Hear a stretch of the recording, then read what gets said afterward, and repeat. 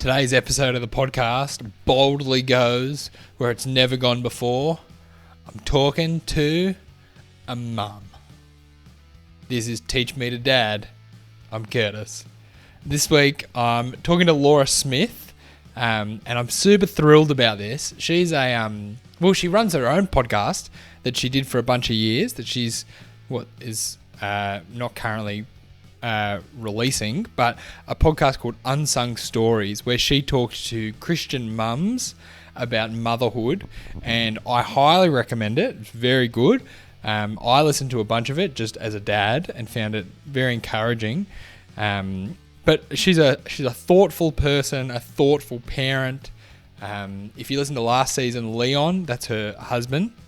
And so I sought her out because I wanted to chat to her because I knew she was thoughtful about parenting, and I knew she had this experience of talking to lots of different mums through her podcast. And so I wanted to pick her brain on things and have a dialogue. And this conversation was heaps of fun. We thought critically about the state of parenting in Australia, generally among parents and among Christians. And so in it, I'm asking her to kind of put on the table some of her thoughts, her views on parenting for us to then discuss. And so, hats off to Laura for putting something out there for us to discuss, and it was super helpful. So we discussed those ideas, kind of what we can agree on, how we can come together and integrate what she thinks and what I think and what we can figure out together. And so there's kind of things where maybe we don't align, maybe we do sometimes. There was lots of this to work out in the conversation that was super helpful. So big thanks, Laura, for being honest, for being clear, kind of how Laura cut to the chase and just gave straight and direct kind of her thoughts, actually made for a very fruitful conversation. So I really appreciate what Laura did for that. And she's got her finger on the pulse of today's culture, what we need to look at more closely, where we need to be critical and think, what does the Bible actually say? And what are we just taking for granted in our parenting? So huge thanks to you, Laura. Really appreciate having this chat with you. A big thanks to Fruit. That's the sponsor of our show. They're a Bible reading app for Christians to help them read the Bible regularly and grow. So please check them out. The link is in the description. And hopefully it will help you dig into the Bible, which your own faith will be such a key, probably the key thing that will be benefiting your children in your parenting is your own faith. So if this will help you prioritize that, please do check them out. So without further ado, Laura, teach me to dad. Teach me to dad, I am a dad and I need some help. Teach me to dad, I'll never learn this by myself. Teach me to dad, I am a dad. Tell me about your family. Fill me in on them and fill me in on what you're trying to do with your family as a mum. So I married to Leon. He was on last season. Yeah. I have 4 kids, 2 boys, 2 girls. They're 10, 8, 6 and 4. And it's actually pretty good. Like, I think a few years ago I would have been like, but we're in a good spot. So it's cool. Quite nice. And I think we're seeing glimpses of the future too, which is exciting and scary. What am I trying to do with them? I'm actually quite intentional I want to raise good people. Yep. Good citizens, particularly for my men, like my boys. I actually fear the climate that they're growing up in a bit, and I'm like, want to equip you to be good leaders and respectful and men. And the same thing for the girls. I want them to be brave enough to make their own choices. And I feel how to do that is another question. I don't know. What things are you trying to do in that? Yeah, I think I live by the motto of more is caught than taught. Yep.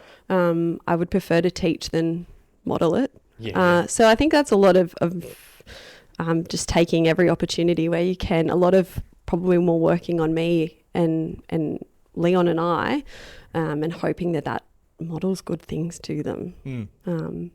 So yeah, right down to, I'm getting too into politics. I'm getting too into American politics. But like, so I think just even in that rabbit hole I'm going down, bringing them along for the ride. Why do we think this? What, invite them into the conversation. And one of the things that I heard a really smart old dude say was, it's called like the window. I'm rambling now, but it's called like the window theory. And so if you have a cracked window in a community, crime rates will go up heaps. And so now I walk around, I'm like, there's weeds everywhere on the Central Coast. And so I'm getting my kids to weed That's cool. the garden as we're going through. I don't know. Yeah, okay. So that's interesting. Definitely not entering American politics discussions. No. I have no politics insights. And so I think, yes, not just as them as people, but I think that overflows into their Christian life as well. And I think now that we're hitting the age where one of my sons is really questioning his faith, it's nearly like, the rubber's hitting the road of what do I actually think and how you treat them as people. It's not something that I can control them and you think this because I think this, but that constant coaching, getting alongside them, just how can I help how can I help you shape how you think? Yeah. That's interesting. 2 questions. Pick whichever one or both. What do you think about how Australian parents parent and how Christian Australian parents parent? And what do you think you're trying to do? Are there things that you want to do differently to what you're seeing? I actually think, I feel like as a culture, parenting's gotten pretty good. As in maybe what I observe in our parents and then our grandparents and how they parented. Culturally, I see good things. Dads are involved. Like they know what nappy size their kids are in. Like that's historically not thought of. I think I really like what our culture's doing, but I think there's a danger. Go on. So particularly for the Christian who has God as king and number one, I feel like we do parent in a way that's for our own glory, for our own future, what we want our life to look like. We want our kids to be home for Christmas and want to hang out with us as mum and dad, and we maybe want to be their mate a little bit too much, or good things to want, but I think that we don't then lead well because it becomes about us. And so would that be leading towards wanting the kids' approval, leaning towards permissive parenting, as opposed to more, what's the positive version? It's authoritative. Yes. Not authoritarian, authoritative parenting. Yeah. That's setting much more direction that may not gain their favour in the moment, but will see them much better. Is that part of the thing? Yeah, I think that's part of it. I think that's, as a culture, I definitely would see that. Yeah. I think when we talk about Christianity though, so our culture in that will tell you it's nearly to connect your child to yourself. But as a Christian, we are going to fail our kids and our kids are going to fail us. And so I think it's, how do I not attach you to me, but how do I attach you to Jesus, or how do I lead you there? I think that's a tricky conversation in itself, but I do really see this. At the end of the day, it's so self-seeking of, I want you to love me. I want you to think I'm a great mum. I want you to find your comfort and your rest in me. That makes me feel good. Yeah, Do you know? Yeah, okay. So are we circling the area of parenting, thinking things? A little bit, yeah. Flesh out a little bit more. I think if I was to go over to what did I learn through interviewing 50 odd women, I think my biggest take home from that is that, the 2 ways to live analogy had never really sat with me, and I got it, but I didn't get it. And then after, interviewing all these people, I'm like, we want the crown. And life just doesn't go the way you want it. And I think there's a real grief that comes with that. And so I think where we're suffering is in the grief of not having life how we want it. And that can be in big ways, like, you lost a child. Like, you've got no control over that. That is a huge grief. But right down to my kids don't get ready when I say to, and I get angry all the time, or I'm not living in the house I want to live with or that I thought I would live in. And all of it is we want life to be how we want it and not really submitting to God's plans and his path for us, or just, we want to submit to that, but there's just this rallying that goes on and this grief that comes with it. Yeah. Don't know. What was your question? Yeah. No, I'm trying to get your, I'm trying to learn some of your thinking on this and how I can integrate it and be corrected by it and engage with it. So tell me if this is starting to touch some of the issues. That lots of our parenting is maybe a lot more centered around ourselves and our own happiness in some way. And we may think that we're doing something great that's about God or about our kids, but it might actually be about ourselves. I think so. And Yeah, maybe a bit of both. Maybe there's a lot of that going on. Yeah. Yeah. So I'm keen to engage, right? I want to push around. This is how I'll think through an issue. Yes. I'll have to figure out what you think, and then figure out what you and then push into it. Let you push back until I go for it. I'll be with you. I don't know what I think, so that's why I'm like a bit nervous. I'm like, here's a word I want to start with that I think will get us somewhere. Attachment. Yes. So attachment type parenting. Yes. So you brought up something around that concept before. And I've thought about that lots. And the idea give me of your attachment. thoughts. What do you think about it? I love it. Yeah, which is why I bring it up thinking, okay, there's going to be a discussion here. I think my thinking around attachment and something that I'm heaps trying to do with my kids is I'm trying to create attachment between me and my kids, and particularly them to me. What I'm trying to do is create a safe base for them to go out into the world. I think that's what I'm trying to do. So I'm trying to create some to have somewhere they can that home is a safe place, but they branch out from a position of I can do this. There's something of when my kid's having a hard time, I'm always thinking, is this a correction moment or is this a sit with them moment? And in the sit with them moments, I'm thinking this is helping them gain attachment, trust, feel heard, that will overall be better for them, because kids that don't feel understood, I don't think respond better. Kids that don't feel loved, I don't think that brings better outcomes for them. I think it can, but I think in the parent relationship, having a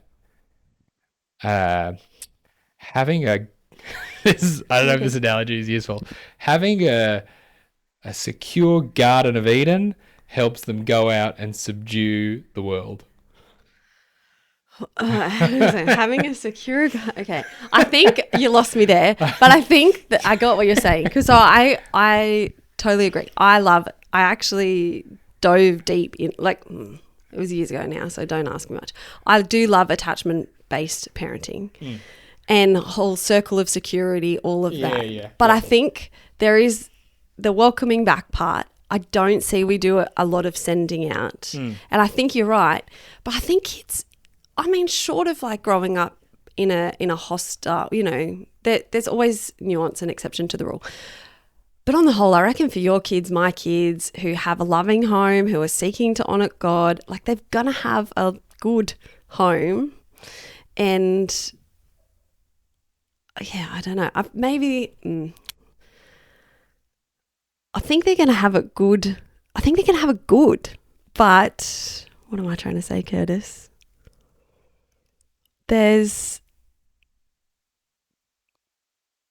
Wait, what were you saying?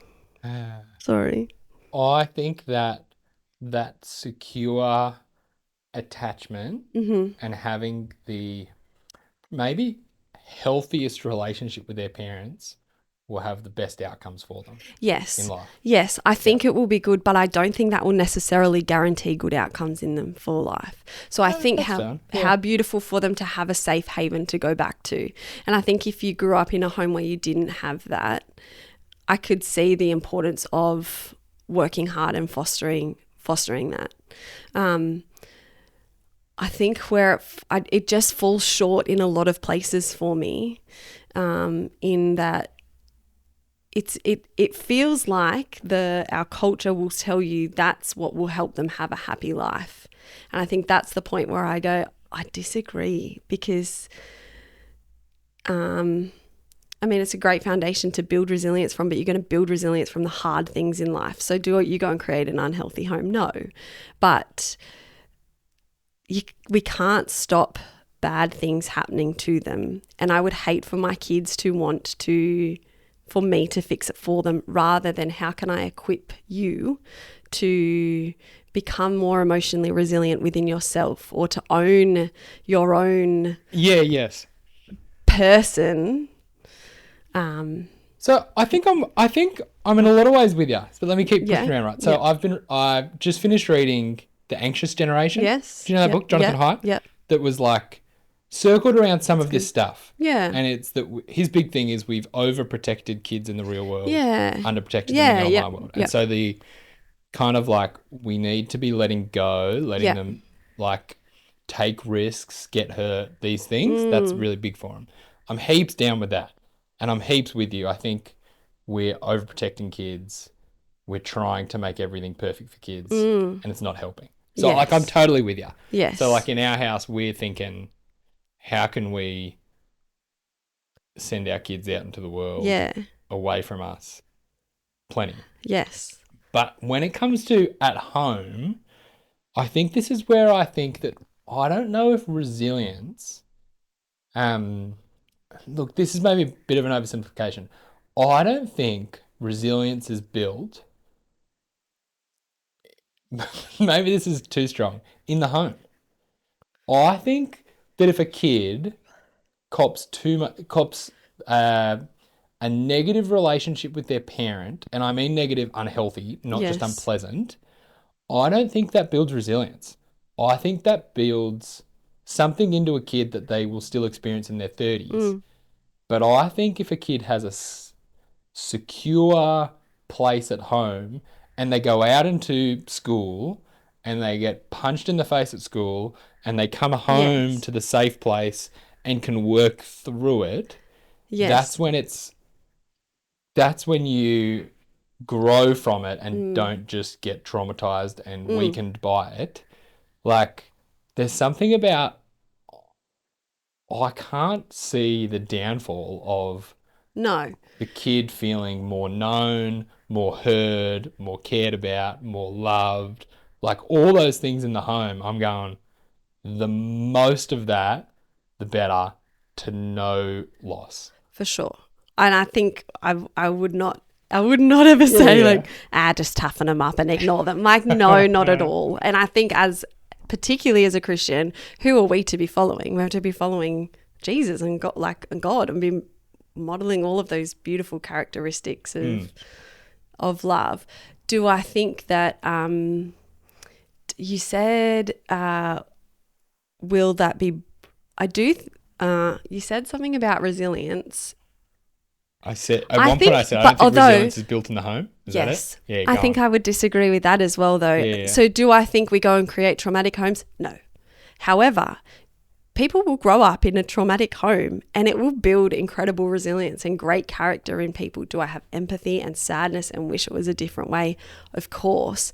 But I do think maybe in our generation, we're very quick to put down our parents. Do I think the generations before us did things that needed to be changed? Yes. However, I do think there was good things that came as well. Yeah. Well, maybe not. Would I want to replicate that model? No. But I think it still has character building. Hard things are good for people. Do I want my kids to have that in their home? No, not at all. I want my kids to come home and have this loving, affirming, safe place. But I think we've got this danger as we've tried to create this nest of Eden. Yeah. I don't know. I don't know what I think. What do you think would be? So, sorry, please. I think I see where it's falling short is that we then accommodate too much. We're going to have this the good A, Yep. authoritative Yep. parenting, but we're permissive. So you come home and you've had a hard day with your friends at school and you are having an absolute emotional meltdown and burst. Yep. Oh, what a day. I'm going to validate your feelings. I'm going to come along. I'm going to be all concerned and empathy. Well, at the same time, yes, that's hard and I'm going to give you a hug, but I'm not going to just leave it there. I'm going to go like, what did you do in this situation? Yeah. Like no kid will be perfect. I've got a kid that hypothetically gets punched in the face and I've got a kid that probably punches in the face. And I'm like, where just because that person was annoying me doesn't mean you punch, but at the same time, just because this person's hurt you doesn't mean you weren't perfect in the situation. Yeah. And so I think I can just see it so often that we say that we're setting direction, but in actual fact, I think we're a really permissive parenting culture. Yeah, no. I'm with you. Yeah. So let me flesh it out. So that scenario, right? Where's the potential misstep and what do you want to do? So you want to hear them validate these things, yet you still want to not tolerate some things, correct? Yes. Kind of thing. Yes. Is that the thing that is the issue, that we're not doing that? Or do you want to not hear them through? Like, is there some of that hearing and understanding that you're like, you know what, we probably need to do a bit less of that as well? I think so. So talk to me about that. I feel like... Because I'm not with you yet, so talk to me. I feel like if you weren't validating your child's emotions and feelings, and that is like, you're the most terrible parent. As if you wouldn't do that. You know, every parenting reel or podcast, it's like validate. Well, I don't know. Is validating every emotion and feeling the best thing for us? Yeah, that's okay. Yeah, this is cool. So, this is personality difference. I'm not heaps negatively motivated when it comes to parenting, but I know a lot of people are. And I don't know how much of it is a dad-mum thing or just personality thing. So I'm not worried about the dangers of not validating, but I do think what would be the benefit of validating. Yes, that makes sense? yes. So I'm not that worried about the negative and feeling like I'm failing in that regard. But I do kind of generally think, so let me tell you what I do. This is helpful because you're speaking into my approach to parenting. So like we're on the ground, I appreciate it. I'm happy for you to do this. I'm thinking, my kid's done something bad. It's come from a certain place that has been connected to the catalyst, but that's not I don't think that is a explain away or justify. I just think there's something to happen there. This made me feel embarrassed, therefore angry, therefore action. And the action's the problem. We need to address the problem. But part of me thinks that just addressing the action, I think there's a loss when the kid goes, but they don't get what just happened there. Like, yes, they don't get it. And I think for me, I feel like when my kid goes, they get it, then I can get through to them. So like, I feel that myself, if I do something in my life and someone reacts negatively to it, and I feel like they don't get what's going on for me here, their feedback flies past me. And I go, you don't get it. Like, I was really hurt by that because you pushed this button that I thought you'd know about, and now you're upset with me for how I reacted. Maybe that's fine, but it doesn't quite land. And so part of me, it's almost disarming Yeah. to get through to them. Yeah. Like, I feel like that's what I'm mentally doing as I do the validating. Can you flesh that out for me more? So yeah, I feel like marriage is a good example of that possibly. one. Like, But I can give you one with my kid the other day. We're at the shops, and he wanted to do something that his brother did. He wanted to carry the trolley or something, and I said no, he's doing that.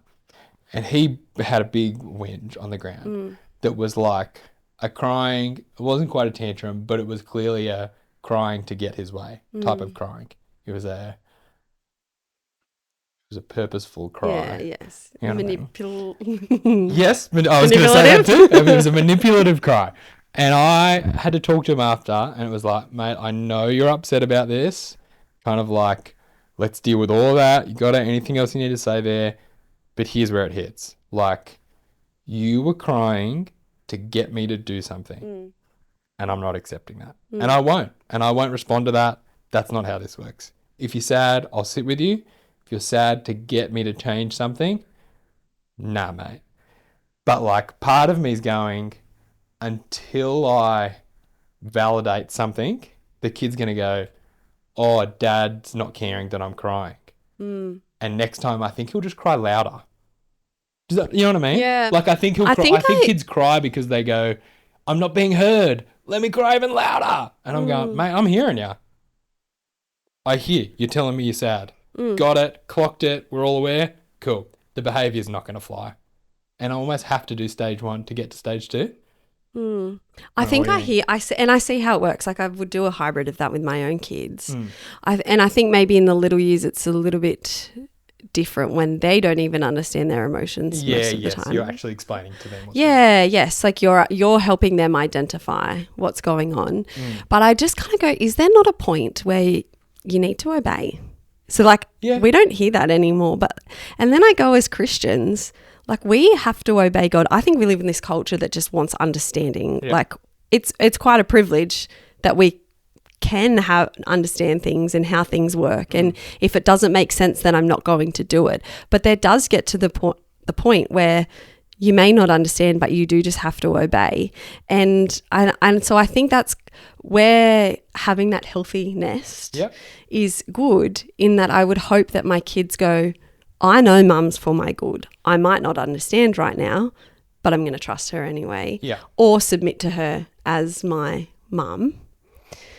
But I just don't see that we do that much. No, I'm heaps with you. So I chatted to John Blick before for this, and we talked exactly about this, about obeying. Yeah. And it's language that not only does it not come up, but it feels bad language. Yeah. So we use listen. Yeah. As if it means obey, but it doesn't. You need to listen to me. Yes. And that's a bit of blurring. Yeah. You know what I mean? It's trying to soften it. And so I've been using obey constantly. Yes. And I've been leaning and going, that's the, like, children obey parents. Yeah. That's their thing. But in our culture, that is like such a no-no. That implies that you're the authoritarian parent. It implies all these bad things. So no one's looked in public. But at one point they will look in public when I tell my kid and I say, obey dad. I've told you to do something. No, you're in trouble. You disobeyed. And that language, which has become now common vernacular, to exactly fight exactly what you're saying. Yeah. Because that culture, I feel it in me, that it just feels, it's just, it feels wrong, which tells us we've moved somewhere in our parenting, which is the things that you're picking up on. Yeah. Yeah. And I think that's possibly when we're talking about like culture versus Christian culture, but I think that it's seeped in as well. Yeah. Yeah, totally. And I think it's possibly where I circle back to where like it self-serves us, because how much of it do we parent because we want people to see us a certain way? So in the shops, it's like you don't want to use that obey language because you're like, oh, what are people going to think? But to just say it because it is what it is. What do you think about this? This is an intergenerational theory I have, right? Old people at the shops, don't get me started. Oh my goodness. Oh man, I snapped at someone once at the shops. I can't remember what it was. It was like one of my kids had a meltdown because of the automatic doors. He didn't open it and he just broke down. And like some person made some comment of like, they call all the shots, don't they? They're like little terrorists or whatever. And I went for him. Wasn't a good moment. Anyway. I had an older lady from our church. Just my daughter was chucking a massive tanty in the middle of the floor, and I'm like, you need to get out, like, you know, doing the parenting thing. And she was like, oh, I won't even say it. What if she listens? And I just looked at her and I was like, this is not helpful right now. Thank you, but I'm going to parent. And then I felt so rude, but I'm also kind of like, for goodness sake, just let me. Oh, you're damned if you do. One person will just be like, just give them what they want to shut them up. And the next person's like, you're not being tough enough. Yes. And I'm like, oh, leave me alone. So how's this? This is what I did the other day at a playground. Walked into a playground, one of my kids on the scooter, in the playground, within 3 seconds, stacked, big face plant. Yeah. And a decent, like a proper needs a hug. hug. He's crying. Anyway, there's a group of people there for a barbie. Laugh and look, and then do nothing. So I snap at them, going, don't appreciate that. Like, this kid's hurt. Why are you laughing? Anyway, off we go. They were like, what? They're all like, oh wow. Anyway, go on and hear them laughing again later. And I realise they didn't look and laugh. They were laughing and then looked. Oh, no. And I went for them. Oh, Kurtis, that's bad. Sorry, I had to go back over. That's good. I went back over. We sorted it out. It was cool. But they would probably get it as well. I was just like, yep. That was because I was flustered and I was in immediate defense mode. Yeah. Where were we? I don't know. Here's my theory intergenerationally, right? Okay. We had this type of parenting, and then at some point society shifted that making our kids happy was a big thing. And maybe it's somewhere between our generation. Maybe it's the Gen Xers. Let's blame them for it. No, not blame them. I think like they went through a cultural shift of freedom in a lot of things. Mm-hmm.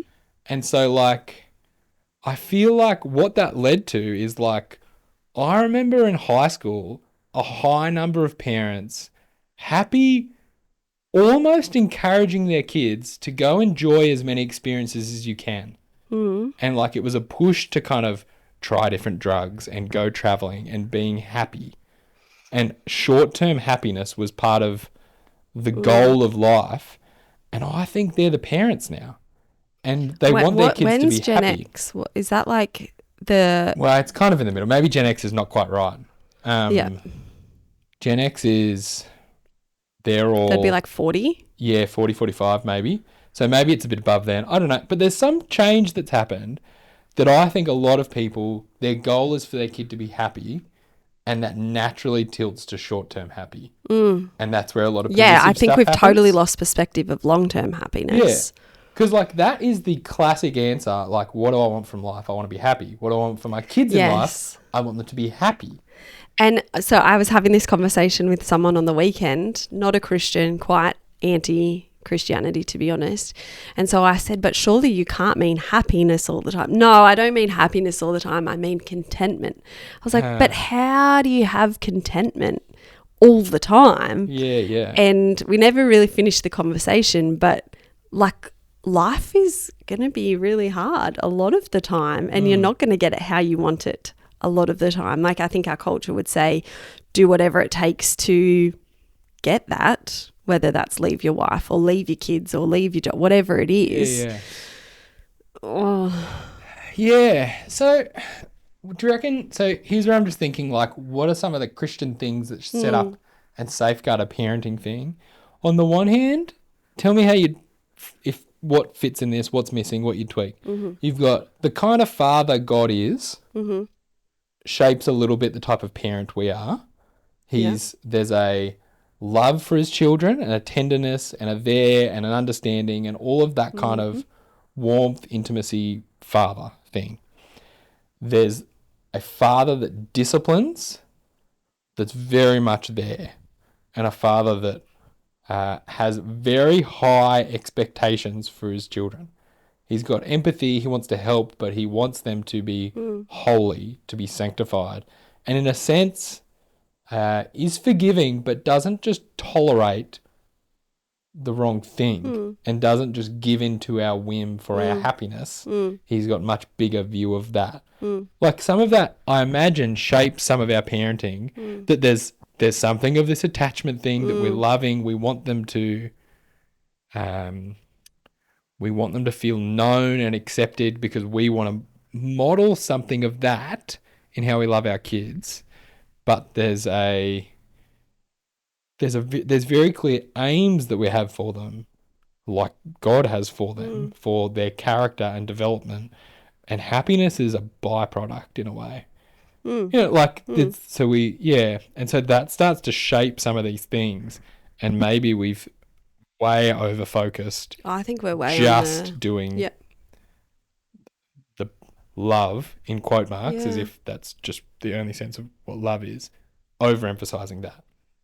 That kind of captures some of the... I think so. Yeah. I also think this is possibly where I come back to it's all self-seeking as well.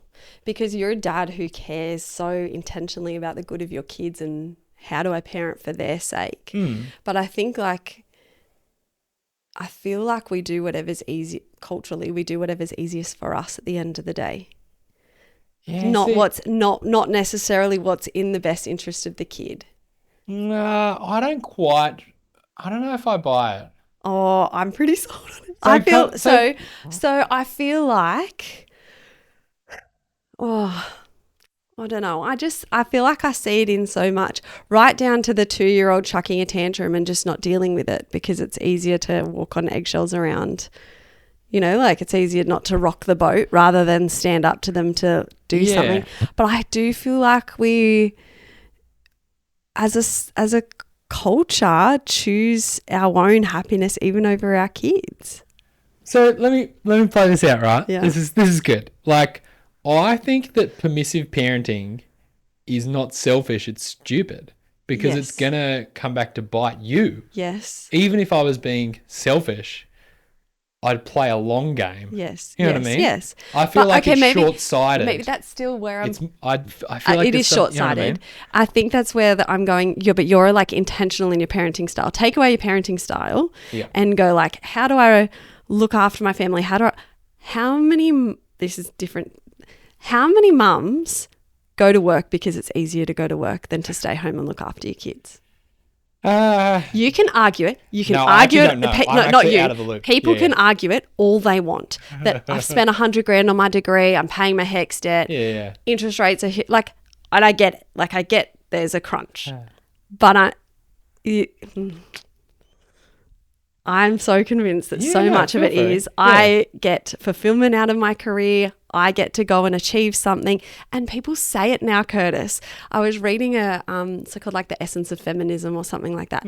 It was written probably when I was a little girl.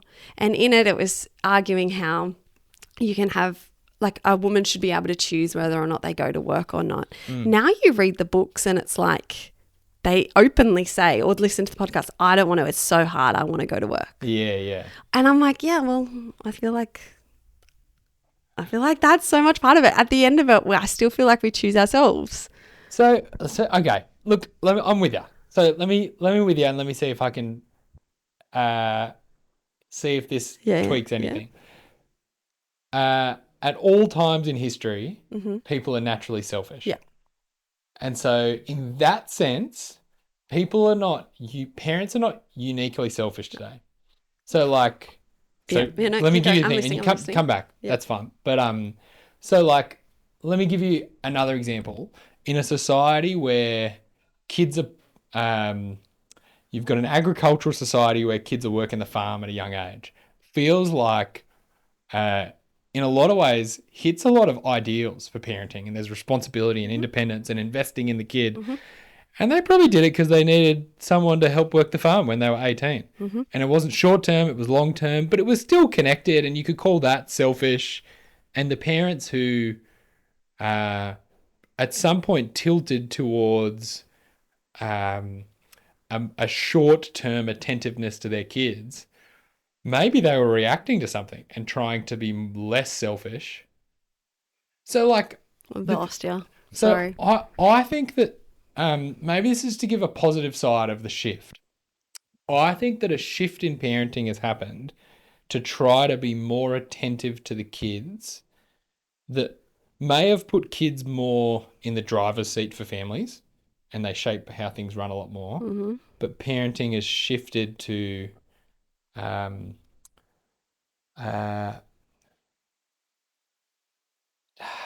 Are you saying you don't think kids are in the driver's seat? Because I reckon kids are in the driver's seat. No, I think they are in the driver's Yeah. seat. But I'm saying I think part of how that move happened was trying to react better to not being attentive to kids' needs.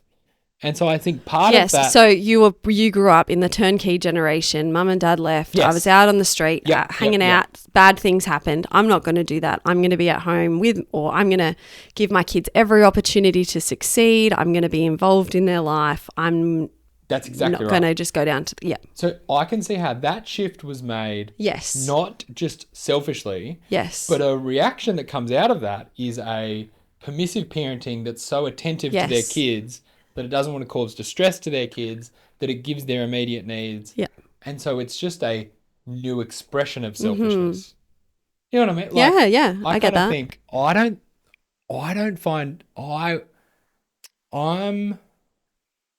I'm sus on the idea of uniquely selfish generations. Oh, no, I think every generation's selfish. It probably just comes out different ways. Yes. And so I guess just looping back to the parenting, it's figuring out, I don't think we're more selfish as parents. I think we maybe just are selfish in new ways. Probably. Yeah. And probably this is where I think I come back to, I think we can create our own kingdoms. That's definitely true. Yes. So I can create every happiness. So I don't want to go back to my parents because this is not me. Like we don't want to go back to our parents. They hurt us. They didn't understand us. They were dismissive of our emotions. They didn't believe us. Dads left. Half of our dads were not involved parents and abandoned their family. Like all of these things. And so I'm not going to do that. And Sounds I like think improvement. Yes, but at the same time, I don't know. I feel like we are the most whingy, entitled. It's all about me generation. It's just alive and well. Yeah. And I feel like we're manipulating. This is where I'll probably say. I feel like we're manipulating our kids into being self-service. That I want them home I want them to enjoy my home. I want to have that. We want this village and we want this. We don't want to serve other people. We want other people to serve us. Yeah, that's interesting. Yeah. So something of this, and something that I've said, that kind of home base thing, there's something intrinsically insular about that, inward focused. Yeah. And that's one of the big worries with that. Yeah, I think so. Probably, yeah. Fair thing? I think that's fair. Yeah. Yeah, I think that's a fair And I also idea. so how are we going to teach? So look, maybe the village thing, because that's quite a common thing. I'm like, you hear women bang on about wanting this village. Where's the village? Where's the village? It's like, well, where are you being a village for someone else? Where are you going and, picking up people's kids or dropping the meal off or all of those things, caring, but you're cranky at your mum because she's not at home folding your washing or we have this expectation that I think I could definitely say we have this expectation where our mums would serve us. Like, why aren't they the traditional grandma role? And I have questions around that one, but I just feel like at the heart of it, there's this, I want people for me, when in reality, we'll be the village to other people too. Do you know what I mean? And I just feel like so much of it is how much can we curate this perfect life. And I think that's possibly where I come back to, is that you can't stop bad things happening. And so how do you cope when that happens? And I want my kids to be able to cope with that. Like no matter how great the nest is and whether they want to come back or not, they might not be able to. Like as in, might be dead or, all of these things, you just can't control the outcome, but we want this perfect life that we can just build it and play it out. Yeah. So, okay, that's helpful. So that brings me to another idea in there that's come up a bit, and it's kind of like how much can we control, curate our family lives? So my default would be, well, be intentional in as many things as you can, which feels like a high amount of curating. Yeah. But like in that, I'm thinking I want to intentionally introduce risks, intentionally introduce leaving and doing something. You know what I mean? Like, yeah, where do you see the risks of the over-analyzing, over-planning of family life and kids? Yeah. Yeah. What do you think? Because I kind of think, think I through think absolutely we everything. are Why both not? probably more of the over-analysing everything kind of type. Because we've both done parenting podcasts. So yours was more motherhood focused, but still, it's still thinking through all these things. And also probably we're just both naturally inclined, or both probably had questions like, how did we end up here? Where do I want it to go? How do I get it to go that way? Yeah. I mean, geez, I wish I was, young mum at like 20 something again and thinking I know exactly how to do it. What was your question?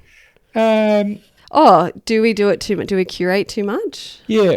My default is maybe these two things. Try to worry about less things that we don't need to worry about, but plan as much as we can plan. Yes. Or something. Yes. You know what I mean? Like, but maybe I think a bit different. Like, how do I empower my kids to not need me to be involved in it?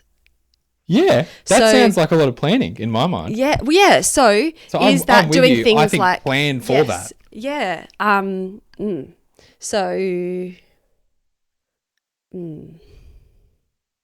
I feel like the anxious generation stuff is quite helpful with that kind of thinking, like as a getting the ball rolling. But I also think to do a lot of those things, you're going against what our culture says is a good parent. So yes, I agree. I feel like a bit of my feelings are that we live in this culture where it's like, you don't know the best thing. We've undermined men and we've undermined parents to an awful degree. We've gone, well, you're not a psychologist, so what do you know about your child's mental health or your child's autism or your child's whatever? We know what's best, listen to us. And then we've got the teacher going, well, you're not a teacher, so what do you know about teaching? And at every single point, the doctor, well, what do you know about health? And they've just, from the moment the baby comes out, I was walking in the hallway and the lady's like, you can't walk with your baby in the hallway. And it's like, oh my, okay. So you just do what you're told. And so like we have had it taken, but two, I think we also hand it over. So I think actually like every parent is so, your child, like do what's best for them. That might be doing the hard thing, but I think feel equipped in who you are as a person that you actually can teach them. Yeah. It's a bit different to what I was initially talking about, which was the anxious generation stuff. Yeah. I also feel like, so I live 400, 500 meters from a park. You cannot see it. Got to go down a street. And I let my 3 children take my 4-year-old to the park. I got slandered. Like, did you get yes, people in the community? Mums, no, not from the park, but from when I said that I did that to a bunch of people, and it was like, that's irresponsible. What if something happened? And I'm like going, oh my goodness me, like. So I love it. So I've been reading that book, so we've been thinking about it as well. Like, I did a challenge with my kids. There's another family that lives, 80 meters down the same street.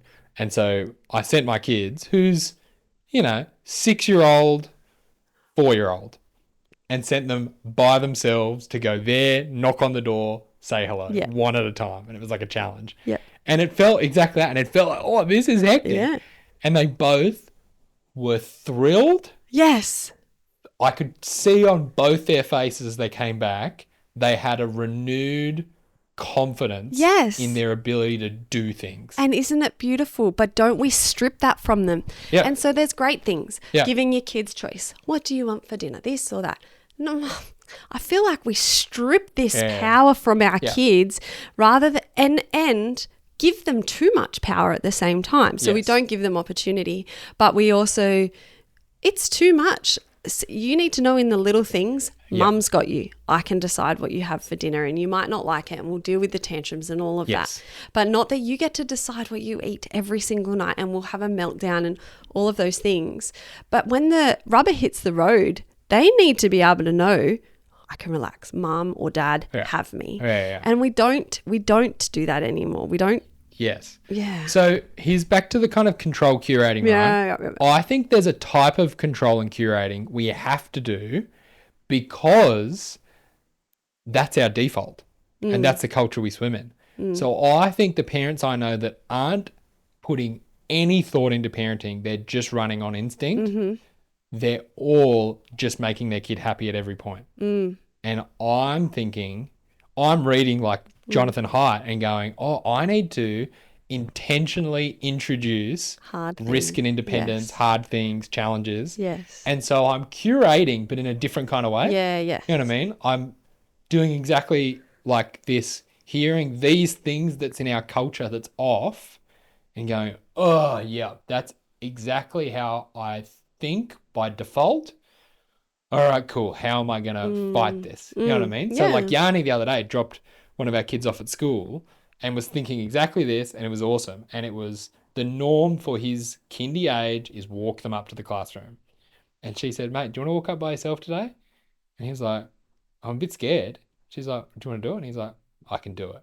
And so there was that fear. He was right on the threshold. Yeah. Fear, but willing to push. He did it himself. She got looks from people that were disapproving, and he did it, and he was chuffed. And what a great, that was a win. I think but that's it was great. thoughtful. Yes. You know what I mean? The default is to do what the crowd's doing, do it your instinct, which is walk your kid from you to the next adult. Yes. You know, Yes. and from one adult to the other. Yes. So Which every is stripping them of their element of their power. life is supervised. Now, imagine having this conversation with your grandmother. Like, do we not sound wild that we're like, how can we teach our children? Cool, we'll let them go to school by themselves. Like, I feel like we've just gone to this hyper bubble I of definitely like, agree. oh my goodness me. But you know who is the most helicopter at playgrounds? Grandparents. Probably. Which is interesting. Probably, yeah. But they were different with Yes, their own kids. they were different But there's a with their different own vibe kids. with the grandparents. Yeah.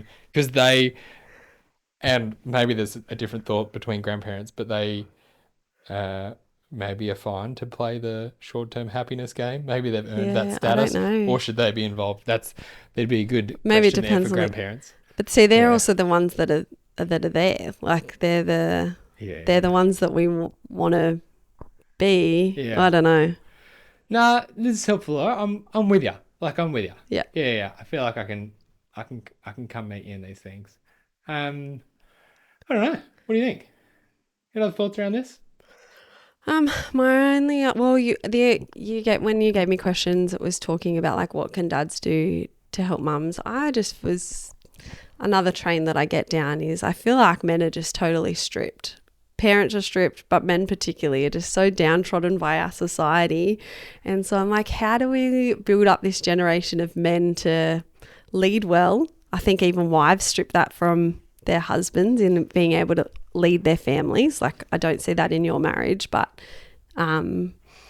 just to lead. I feel like feminism probably has a lot to answer for in the way it's just torn down men. And I can see, I think you said it to me, their natural inclination to abdicate responsibility. Oh, yeah. I liked that. And I can see that, but I can also go, well, we need good men to step up and, you know, fight for their families and be part of communities and society. And you've got so much to value. So I felt like that's what I would want to communicate. So, okay. So talk to me about that, right? So if the problem is that you need men to step up, but you reckon you've got a feminism current that's shaped how women think about that. Or men. What's a man to do if that's not, you know what I mean? Like, a man can't impose. There's an imposition of authority is, I don't think, the setup. So what do you do? Well, I think just start where you plant it. So as a Christian man, I'm like, love your family well. That doesn't mean be permissive to your wife or any of those things, but model Jesus and take action. And that might mean go to Bible study or go and serve or something like that, but still step up and So can I ask? You look like you've got a smile. I do. I'm nervous now. No, because it's maybe a slightly cheeky question. Could you give me a few phrases that you would be happy to hear, unhappy to hear, and maybe on the borderline of a man doing that. Like, Laura, I know you've got a lot going on, but I'm going to Bible study tonight, and that's how it is. Yeah, you know so what I mean? Like, I feel like you got to play out some different. Well, versions. you got to be let's say Bible study's Tuesday night. You got to be a good husband every other night of the week, and maybe don't go to the gym 4 nights a week and then go out to Bible study and leave her ragged. But maybe don't go to the gym so that come Bible study night you can go to Bible study, and it not be this massive burden on your wife. Like, love your family every other point, and then set your priorities around that. Come Tuesday night, you're going, I don't know, man. What if you've been out 4 other nights that but what week? if they haven't and you're still going, man, life's still pretty hectic. Then I'd also say to the wife, could you do a night? I know I say like, society slandered men. I feel like women are nearly hailed the hero a little bit too much. And I think wives have an incredible power in their home. Don't worry, most male audience, you say. You probably agree. yeah. Oh, I do think even in churches, I mean, you don't really hear women talk about being spoken about as manipulative or needing to watch their tongue or needing to not nag or needing to, all of the things that we are very, naturally inclined to do. But yeah, I don't know. I think. So tell me this. So no gyms happened. Yeah. Been home every night, been helpful, but you've got little kids and it's all hectic. Give me that'd be fine. That'd be a good thing to do. Hey, can I go out tonight for Bible study? Where's the leadership if you're going, can I go? So that was why that was take one. Yeah. Are you like, oh, I guess. Okay, but at the same time, I'm like, on. Don't be the authoritarian who's like, I dictate, I'm going out to Bible study. But maybe there needs to be, like, I think that's not the conversation that you have right before you walk out the door. Yeah, no. So but it's more an example. So I think for you a principle. go, whether you go late. So what about this? Not a leadership question. Yeah. Do you mind if I maybe? Yeah. Would it be cool with you if I go out tonight? No, don't do that. No. Look, I'm going out tonight. Deal with it. Maybe slightly different. Hey, it's really important to me to go out tonight.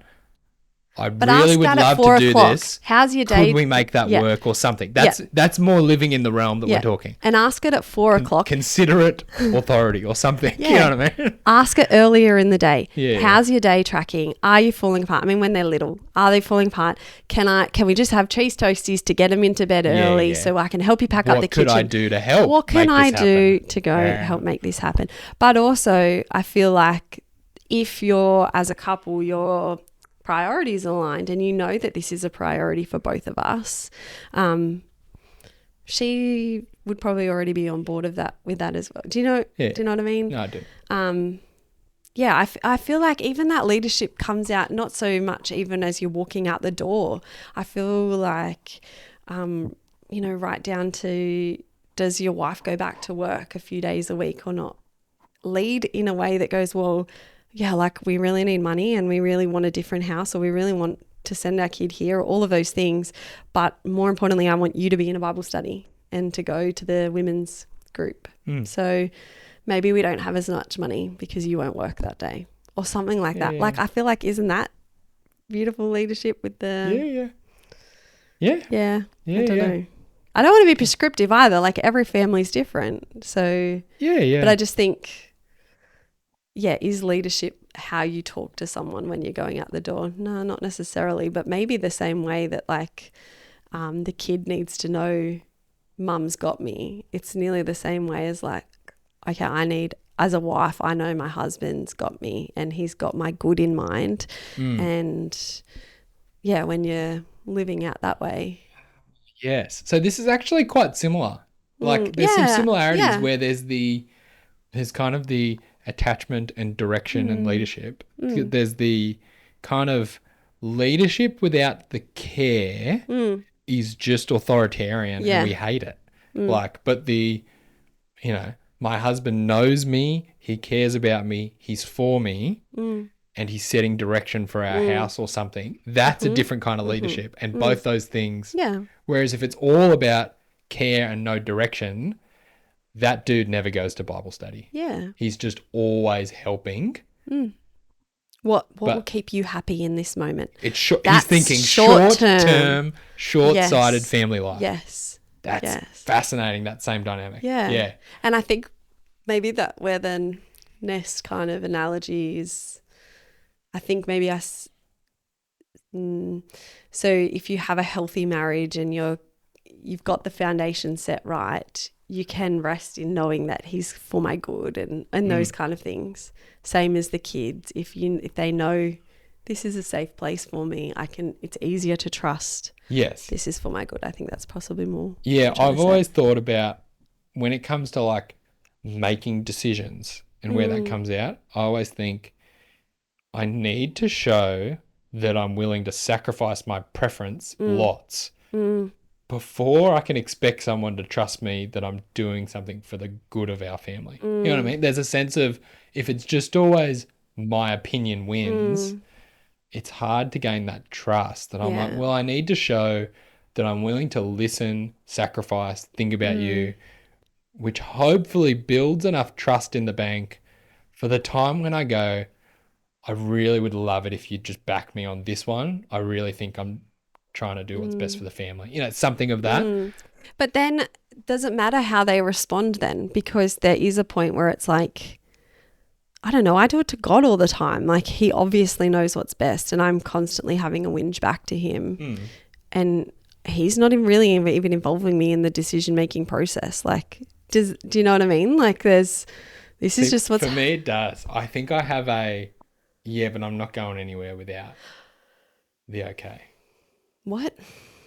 Wait, what do you mean? When it comes to my headship and leadership, Yes. like I'm going, I want to be thoughtful and intentional and set direction for our family, but I'm always, I'm waiting for a response before we go anywhere because I'm assuming that's the setup of where the piece of submission comes in is I'm giving you the space to do that.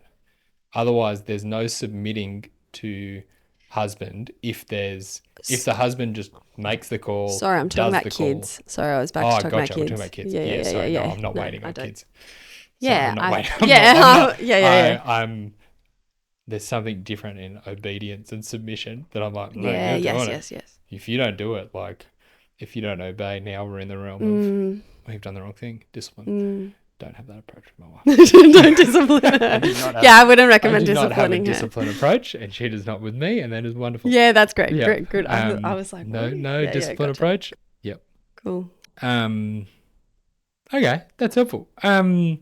Look, any other things that you think husbands, dads probably don't get that mums are going through that would probably be helpful for them to get?